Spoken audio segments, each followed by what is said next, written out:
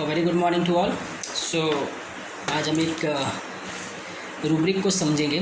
ठीक है, ये रूब्रिक्स बहुत कॉमन है, बहुत फ्रीक्वेंटली हमारे क्लिनिक में यूज़ होता है। तो ऐसे पेशेंट कंटिन्यूस आपके क्लिनिक में आके ऐसे वर्जन बोलते हैं तो हमें उन्हें समझना है और उसके पीछे का कंसर्न हमें जानना है फॉर मेडिसिन के लिए।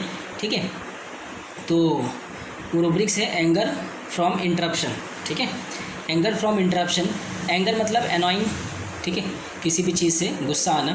ठीक है, और इंटरप्शन क्या होता है कि a smooth on going functioning को, उसमें एक एक्टिविटी को तुरंत हॉल्ट आ जाना, समथिंग सिचुएशन एक्टिविटी रुक जाना। ठीक है, इंटरप्शन हम बोलते हैं। ठीक है, उसमें थोड़े समय के लिए रुकावट आ जाना। ठीक है, वो कंप्लीट करने से पहले ही पेशेंट में वो उसमें रुकावट आना, और उसकी वजह से, रुकावट की वजह से, the smooth functioning of the activity को रोकने की वजह से जो अच्छा खासा चल रहा था उसमें इंटरप्शन यानी रुकावट आ गई, और उसकी वजह से पेशेंट को गुस्सा आया। ठीक है, इंटरप्शन इज़ फॉर टाइम बिन, थोड़े टाइम के लिए वो फ्लो रुक जाता है, बाद में फिर से फ्लो स्टार्ट हो जाता है। तो सिंपल हम इसको बोलते हैं एंगर फ्रॉम इंटरप्शन।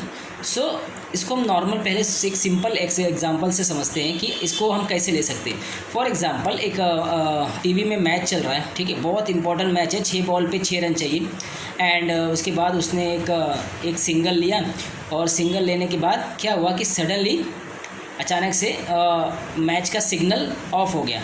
एंड जो भी वो टीवी देख रहे हैं, दे ऑल गेट अनॉइंग, उनको इतना गुस्सा आ रहा है, यार ये लाइट को भी तो अभी जाना था, 6 बॉल ही बाकी थे, इतना जल्दी ये टेबल वाले को फ़ोन करो, उसको फ़ोन कर रहे हैं, इसको फ़ोन, इतना गुस्सा आ रहा है उनको। क्यों? क्योंकि वो ऑन गोइंग प्रोसेस जो उसको अभी मैच चल रहा था उसमें सडनली क्या हो गया, हॉल्ट आ गया, सडनली उसमें ब्रेक आ गया, और उस कंटिन्यूटी में ब्रेक आने की वजह से वो क्या हो गया, वो they all become annoying, they all become angry कि यार ये कैसे हो गया। तो this is anger from interruption. फिर उसको पता है कि थोड़े समय के बाद लाइट आ जाएगी, फिर से ऑन हो जाएगा, मगर वो जो सिचुएशन है, जो 6 बॉल पे 6, वो देखना बहुत ज़रूरी है, बिकॉज वो है 5 मिनट का, वो 5 मिनट में अभी लाइट जानी थी। This is the anger state of interruption. जब ऐसी चीज़ों में रुकावट आती है सडन ऑन गोइंग प्रोसेस में, तो पेशेंट को गुस्सा आता है। ठीक है, ये तो सिंपल एग्जाम्पल था। ठीक है, अभी हम देखते हैं कॉकुलस इंडिका। मेरे पास एक पेशेंट आया, एक लेडी आई, उसको नी में चलने में बहुत तकलीफ़ होती है। ठीक है, एंड वो घर का सब काम करती है, घर का सबका देखना, सबका ख्याल रखना।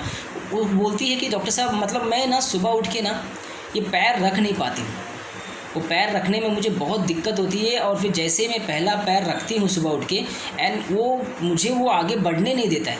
एंड वो चीज़ मेरे को दिमाग में बहुत इरिटेट करती है, मुझे बहुत गुस्सा आता है कि यार मैं कैसे चल पाऊँगी।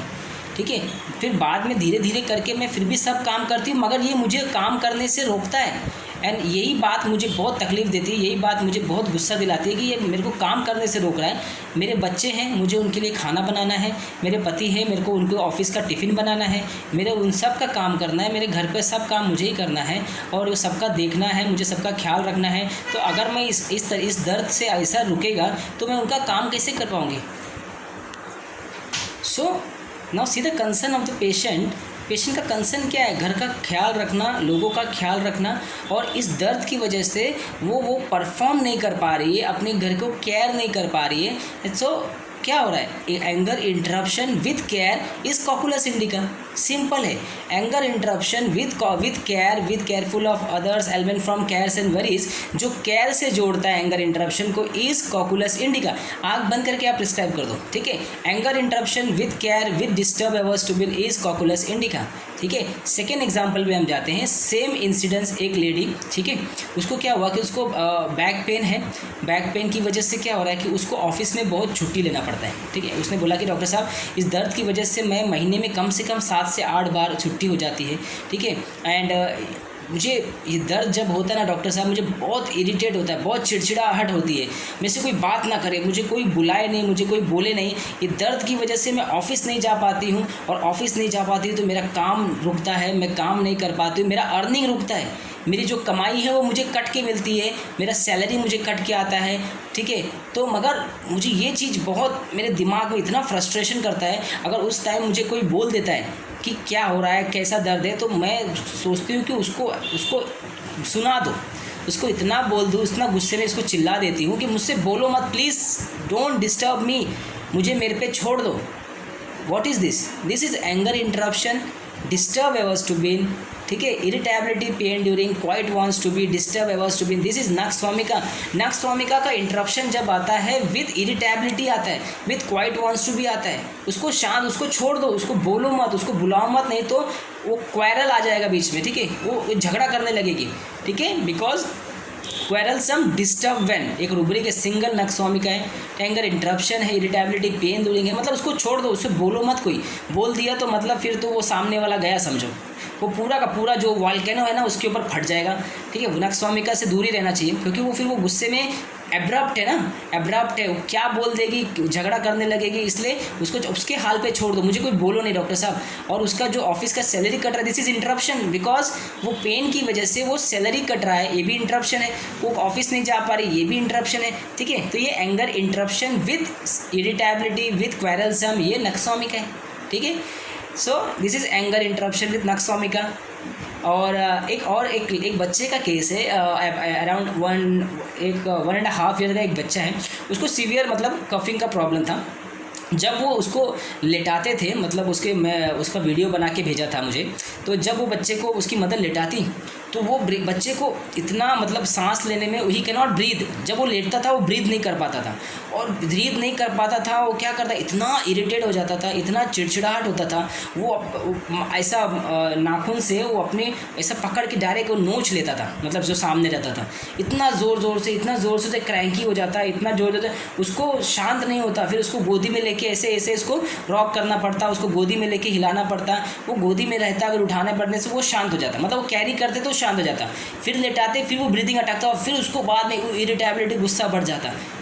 तो this is the observation rubric, anger interruption.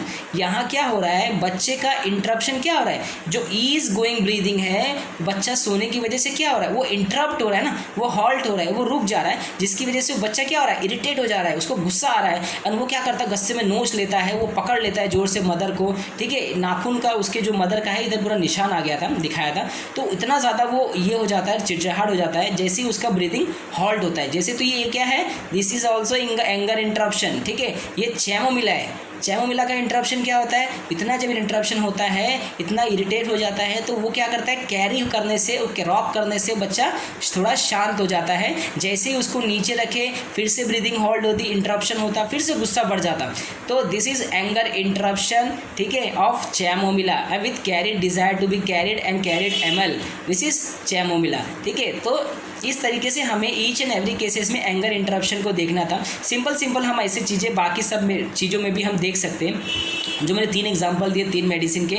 इस तरीके से एंगर विद केयर रहा तो cocculus, anger with disturb, quite wants to be, quarrelsome, abruptness, वो नक्सवामिका की तरफ झुक जाता है, वैसे नक्सवामिका पेशेंट होते हैं। चैमोमिला में एंगर इंटरप्शन है, मगर कैरी करने से ही गेट रिलीफ, ही गेट क्वाइट, ठीक है, क्योंकि वो शांत नहीं होता ना, जैसे ही नीचे लगेंगे तो चैमोमिला इज बिकम क्रैंकी और उसका ब्रीदिंग हॉल्ट होता है और वो इंटरप्शन में चला जाता है and it become angry, annoying. सो ये चैमोमिला वाले होते हैं, ठीक है। So this is the anger interruption. I hope आपको कॉन्सेप्ट थोड़ा क्लियर हो गया रहेगा। एंगर इंटरप्शन हमें कब कब लगाना है, जहाँ कंटिन्यूटी ब्रेक होती है, जो कंप्लीट नहीं कर पाता है, जिसको कंप्लीट करने से पहले ही रुकावट आती है, ठीक है, वो होता है एंगर इंटरप्शन, जो थोड़े समय के लिए होती है मगर बाद में रिलीफ हो जाता है, इस फॉर सम टाइम बीन। यहाँ हम इसको हिंडर से अलग कर देंगे, डिलीजन हिंडर्ड एक रूब्रिक है, वर्क हिंडर्ड, वर्क हिंडर्ड मतलब ईडी लगा है ना, वर्क हिंडर्ड हो गया है, खत्म, मतलब वो अब आगे कुछ नहीं हो रहा है। यहाँ डिल्यूजन है, उसको लगता है